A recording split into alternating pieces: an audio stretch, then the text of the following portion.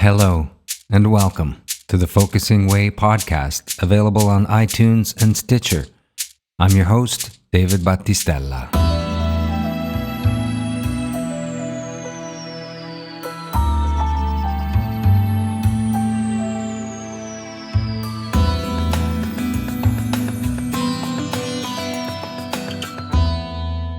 I've been living in Italy since the year 2011.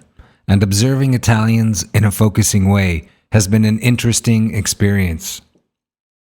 We often say in focusing that slowing down is the fastest way there, and perhaps nowhere is this more true than in Italy. The country, the Italians, have a different pace and a different way of being. One might dismiss this if one were looking at it from a purely cultural perspective, but I'd like to consider it positively and in a focusing way.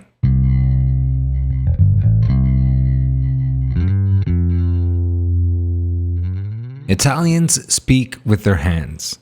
There's much that is communicated through the combination of the spoken word and the gesture or movement to accompany it.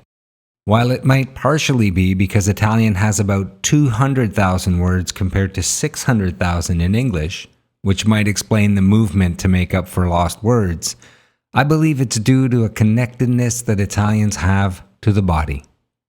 It's a physical culture. Hugging, gesturing, embracing, air kissing. These are all ways of expressing more with the body. As focusers, it's essential to be in the body, and we witness Italians in the body often.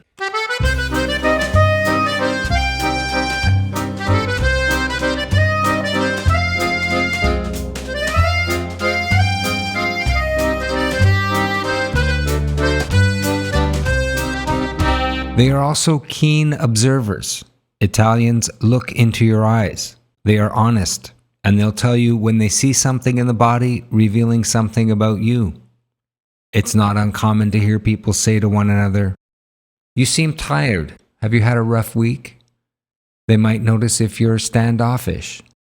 The point is, they read body signals, and they're keenly aware of themselves and what their own body is telling them.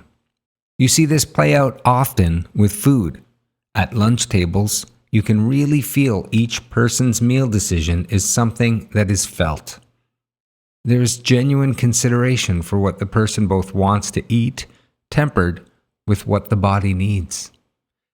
This is another form of focusing. It's the pause between a mind reaction and a body feeling. What do I mean by that?